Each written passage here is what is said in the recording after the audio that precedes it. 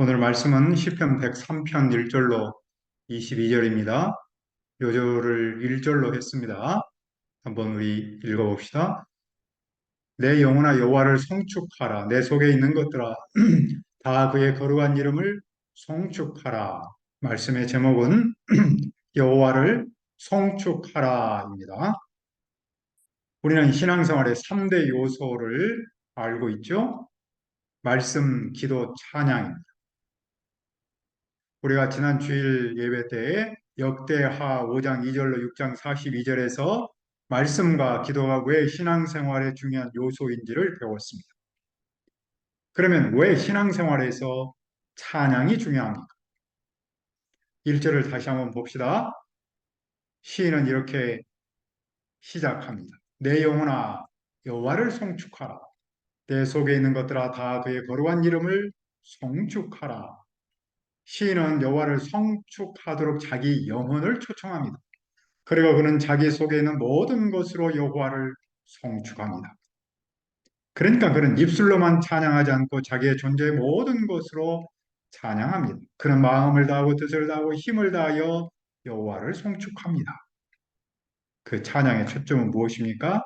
그분의 거룩한 이름입니다. 거룩한 이름은 그분의 존재 자체를 말하죠. 시인은 자기 존재의 모든 것으로 그분의 존재 자체를 송축합니다. 그분을 송축하려면 무엇을 잊지 말아야 합니까? 2절도 한번 우리 읽어봅시다. 내 영혼아 여호와를 송축하며 그의 모든 은택을 잊지 말지어다. 은택은 은혜이죠. 그분을 송축하려면 그분이 하신 은혜로운 일을 잊지 않아야 합니다. 그분이 내게 베푸신 은혜를 잊지 않음이 찬양의 출발입니다. 과거에 베푸신 은혜를 잊지 않으면 오늘도 여전히 은혜를 베풀고 계심을 믿는 믿음의 표현이기도 합니다. 그런데 사람은 망각의 동물로 불리기도 하지요. 이런 말을 다 알고 있습니다. 은혜는 물에 새기고 원하는 돌에 새긴다. 내가 누군가에게 돈을 꾸은 사실은 쉽게 잊어도 내가 누군가에게 돈을 꾸어준 사실은 절대로 잊지 않는다. 이처럼 사람은 대단히 자기중심적입니다. 그런데 우리도 내가 하나님께 한 일에 대해서는 잊지 않습니다. 반면에 하나님이 내게 베푸신 은혜는 쉽게 있습니다. 그도 그럴 것이 내 삶의 상황이 계속해서 변하기 때문이죠. 더 큰 은혜가 필요하기 때문입니다. 여기에 다른 사람과의 상대적 비교의식도 한몫합니다. 그래서 여호와를 송축하기보다는 불평하기 쉽습니다. 불평은 하지 않더라도 하나님 앞에서 침묵하기 쉽습니다. 그러나 우리는 어떻게 해야 합니까? 우리는 여호와를 송축해야 합니다. 송축하려면 여호와께서 내게 베푸신 은택을 잊지 않아야 합니다. 어떻게 우리는 은혜를 잊지 않을 수 있습니까? 말씀 앞에 서야 합니다. 말씀 앞에 서면 은혜를 잊지 않습니다. 잊었더라도 다시 기억할 수 있죠. 하지만 말씀이 아닌 환경 앞에 서면 은혜를 기억할 수 없습니다. 잊어버립니다. 찬양할 수 없습니다. 그러므로 우리가 말씀 앞에 서는 일은 대단히 중요합니다. 우리의 시편 공부가 하나님의 말씀 앞에 서는 시간이기를 바랍니다. 그리하여 하나님께서 베푸신 은혜를 기억하는 시간이고 여호와를 송축하는 시간이기를 바랍니다. 그러면 여호와께서 베푸신 은택은 무엇입니까? 3절을 보십시오. 그가 내 모든 죄악을 사하시며 내 모든 병을 고치시며 그분이 우리에게 베푸신 첫 번째 은혜는 우리의 모든 죄악을 용서한 겁니다. 이보다 더 큰 은혜는 없습니다. 모든 은혜의 뿌리는 죄를 용서받은 겁니다. 그리고 하나님은 우리의 모든 병을 고칩니다. 그분은 우리의 생명을 구덩이에서 속량합니다. 그분은 우리에게 한결같은 사랑과 긍휼로 관을 씌웁니다. 관은 영광과 존귀를 상징하죠. 창조주 하나님은 피조물 인간에게 영광과 존귀의 관을 씌워주셨습니다. 여호와는 좋은 것으로 우리의 소원을 만족하게 합니다. 그리하여 우리 청춘을 독수리같이 새롭게 해주십니다.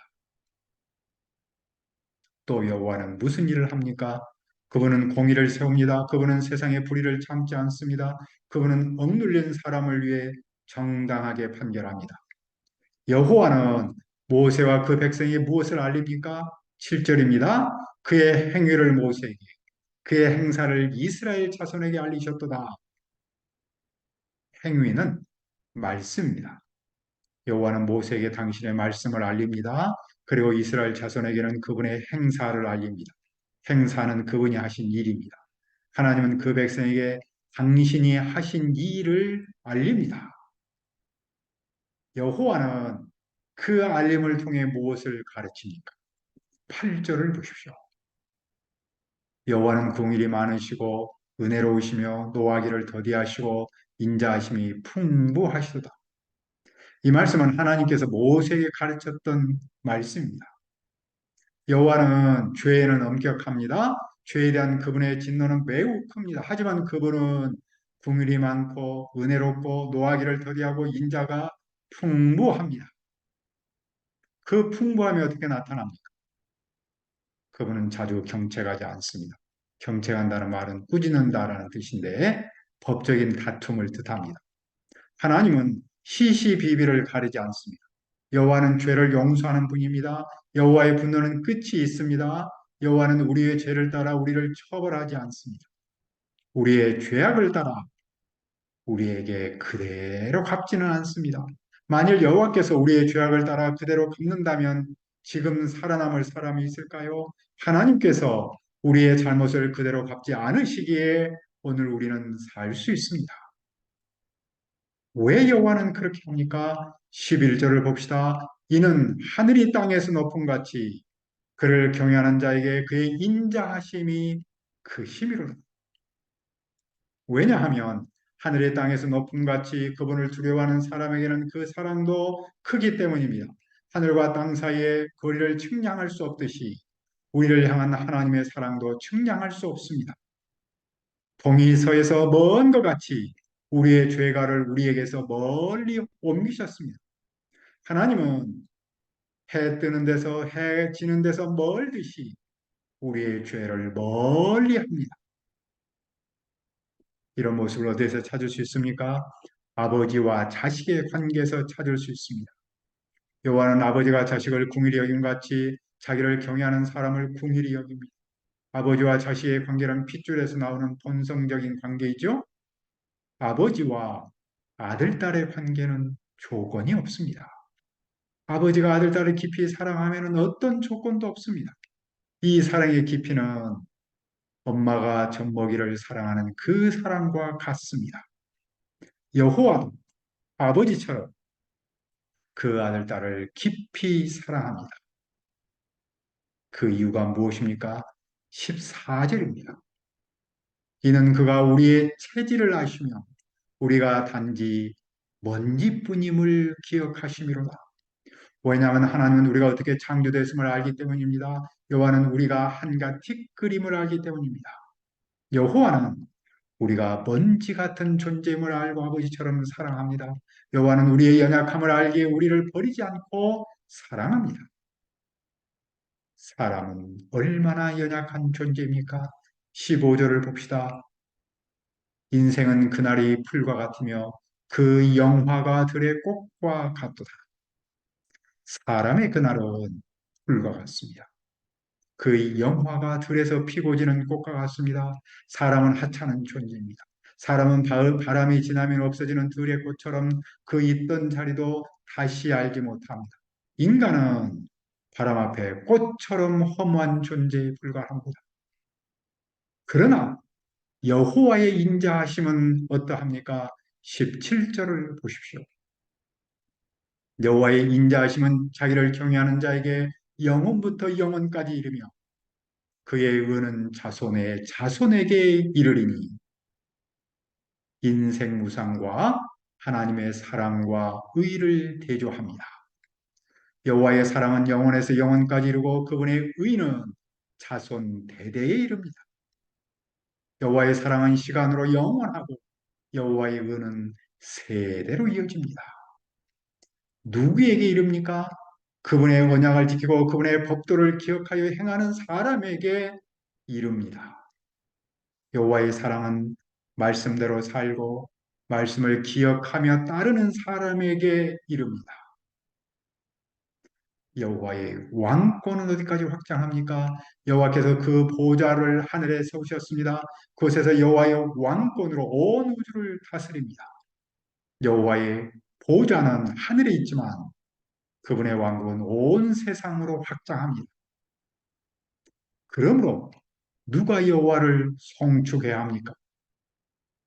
여호와의 천사들이 여호와를 송축해야 합니다. 천사들은 그분 말씀을 실천하는 능력이 있습니다. 그들은 그분의 말씀 소리에 순종해야 합니다. 그리고 그들은 여호와를 송축해야 합니다. 또 누가 송축해야 합니까? 모든 천군이 여호와를 송축해야 합니다. 천군은 여호와를 섬기며 그분의 뜻을 행합니다. 마지막으로 누가 여호와를 송축해야 합니까? 22절을 읽읍시다. 여호와의 지으심을 받고 그가 다스리는 모든 곳에 있는 너희여 여호와를 송축하라. 내 영혼아 여호와를 송축하라. 마지막으로 여호와 왕국의 모든 곳에서 사는 모든 피조물은 그분을 찬양해야 합니다. 그리고 시인은 자기 영혼이 여호와를 찬양해야 한다라고 끝을 맺습니다. 시인은 자기 영혼에서 시작하여 천사, 천군, 모든 피조물, 그리고 다시 자기 영혼이 함께 여호와를 찬양하도록 합니다. 그분을 향한 찬양은 솔로에서 시작하여 온 세상의 모든 피조물이 함께하는 커러스, 합창으로 끝납니다. 우리는 이 시를 통해 무엇을 배웁니까? 첫째로 우리는 여호와를 송축해야 합니다. 왜냐하면 여호와께서 우리에게 은혜를 베푸셨기 때문입니다. 여호와께서 우리를 죄를 용서하고 모든 병을 고치고 죽음에서 권하고 사랑의 관을 씌우고 좋은 것으로 채워서 우리의 청춘을 독수리처럼 새롭게 해주시기 때문입니다. 우리가 이 은혜를 잊지 않으면 어떤 상황에서도 여호와를 찬양할 수 있습니다. 둘째로 우리는 모든 피조물과 함께 합창으로 여호와를 찬양해야 합니다. 여호와는 우리의 하나님이면서 온 세상을 다스리는 만왕의 왕이십니다. 오늘 우리가 찬양하면 모든 피조물도 함께 합창으로 여호와를 찬양할 줄로 믿습니다.